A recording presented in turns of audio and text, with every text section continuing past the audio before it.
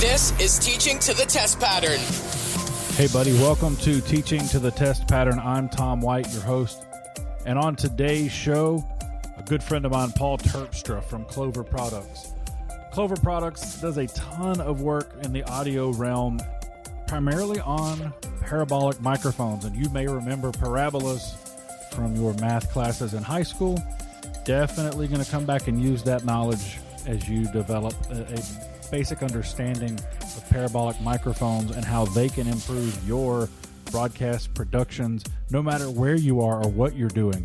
Definitely you want to check that out. This episode is one of three where Paul and I talk about parabolic microphones and their applications and the future of parabolic microphones and what's coming down the pipe for those over these three episodes. You also want to check out Amitrace, AMITRACE.com. No matter what you want to do with your video program, they can make it happen. If you just want to dabble a little bit in NDI, give them a call. If you need a huge production room, studio with awesome lighting and awesome sound, give them a call. If you just need training on a TriCaster, let's say you're a new teacher and you inherited a program that has a TriCaster and you have no idea what you're doing, give them a call. AMITRACE.com. Once again, I told you to give them a call, then gave you a website. That's a little bait and switch there. I want you to go to the website. You'll be blown away by what you see, and then you will certainly call them. While you're doing that, make sure that you listen to this episode with Paul Terpstra from Klover Products here on Teaching to the Test Pattern. Teaching to the Test Pattern. Hey, tomorrow. That makes perfect sense. And then I went back to being stupid because, the typical American, bigger, higher numbers, the better, right? All right, well, you ready to get started? Awesome. Sure. Cool. Well, I am here with Paul Terpstra from Klover Products. Paul, tell us a little bit about who you are and what you do. Well, at heart, I'm a geek. I'm a mechanical engineer by training. Kind of got stuck or pulled into the audio world by pure chance, if you will. We'll talk about that, I'm sure. But I've spent pretty much my entire career working in engineering, and most of it in the automated equipment industry. So where you see robots welding cars and things like that. That's really where I've spent most of my career, and kind of fell into the audio world. One of my customers, I have an engineering consulting company that I've been running since 2004, so it's 16 years already. One of my engineering customers provided stages to the networks. So for, let's say, Super Bowl or World Series, when you see them sitting right next to the field, they go to a commercial and the whole stage is gone. That was his niche. So there were, hinges and actuations and wheels and all sorts of mechanisms involved to make that stage disappear. So I did a lot of engineering for him in that area. And back in 2011, some of the audio people at Fox figured out that the dishes they had on their sidelines weren't a true parabolic. They were more of a hemisphere. So the audio they got out of the dishes weren't really all that it could be. And you'll still see those dishes on the sidelines. They were the only game in town for 20 years.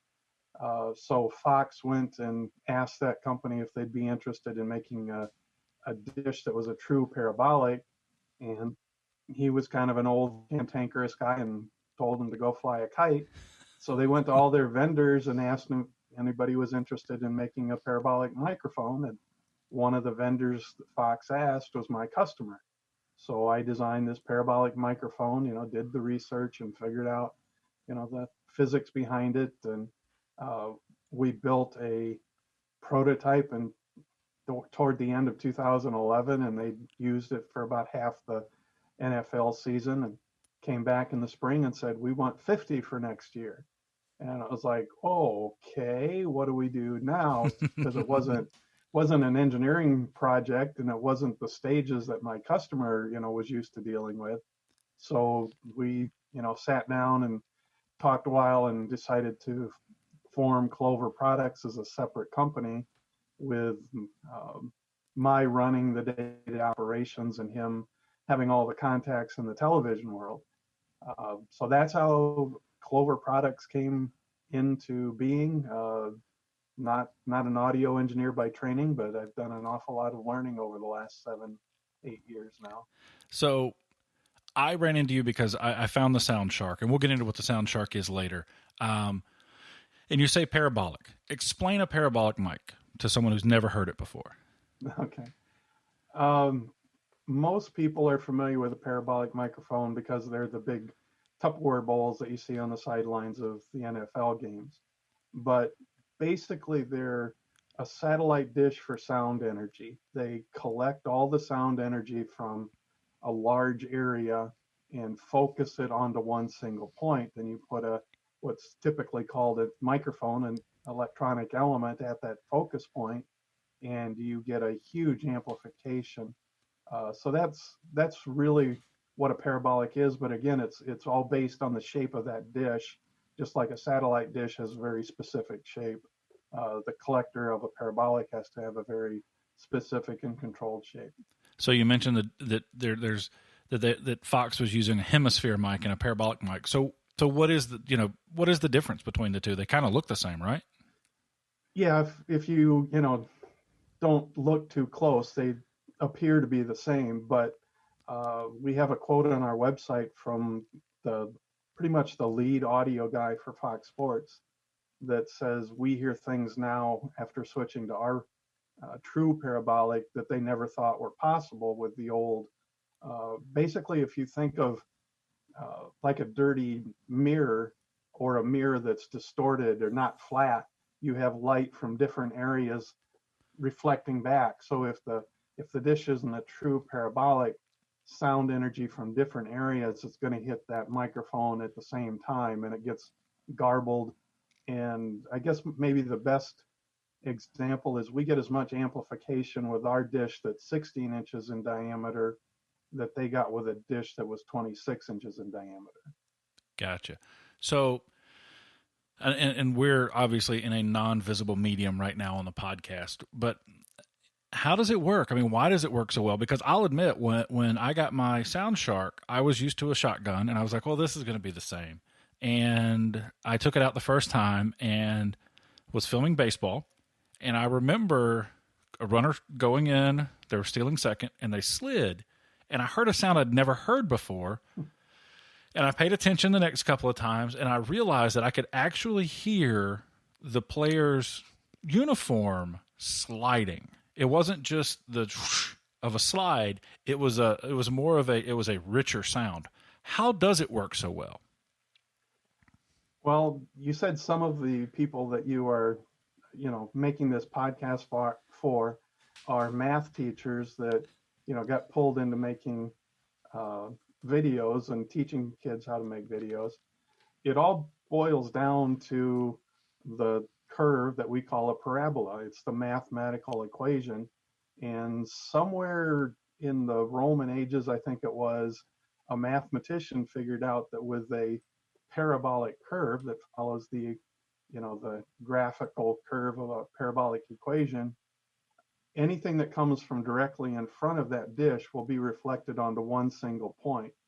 So you're taking the sound energy from a surface that might be several square feet and focusing it on one single point. It's, to a very amplified extent, it's like cupping your hand over your ear. You're catching sound energy from a greater area and focusing it or deflecting it into your ear. So that's what a parabolic does, is just physically collects sound from a large area and captures it in one spot. So you get a mechanical amplification instead of an electronic amplification. Gotcha. So when I talk about parabolic microphones, I get two very distinct responses on what they think a parabolic microphone is used for. The first is obviously football. That's the one that everyone thinks about. And the other, sadly is Bigfoot hunting. It's so funny because they really are. Those are the two things. They're like, hey, can it hear Bigfoot better? Like, yes, yes, it can. What are other things that they're used for? Well, I guess it's a little just scary to think about it, but the security and law enforcement, the FBI, those kind of people do use parabolic microphones. Unfortunately, the problem with a parabolic microphone, as far as the law enforcement people is concerned, is it amplifies everything, and the bad guy is always standing next to an interstate or a railroad track, and the parabolic can't tell the difference. So that's been a challenge, and we can talk about it more later, but we're actually working on a way to make the capture even more focused than your typical parabolic, so that in those situations you can focus in more on the speaker, the person of interest, and less on the interstate noise. So that's an area that's out there that we're still trying to really get our foot into and get a foothold into. Everybody in the broadcast world pretty much knows about us now, but the security is a new market. Interestingly enough, in Europe, nobody uses a parabolic. I think one of the big reasons is soccer fields or their stadiums are just unbelievably loud. They make NFL stadiums look like amateurs. They bring in cowbells and alpine horns, and they don't stop from the start of the game to the finish. There's no quieting down for your team, hiking the ball or anything like that. It's just massive noise from beginning to end. So that's been a real challenge to get into that market. So again, trying to get our foot into Europe is another thing that we're working on. They're used for search and rescue when you're trying to find somebody that's lost, out in a wilderness or woods or whatever. We've sold to a couple of different counties, search and rescue teams out in California. And the one guy who's a doctor and was very methodical and, scientific about it. He did testing where they would put different people at different locations, different distances from the parabolic.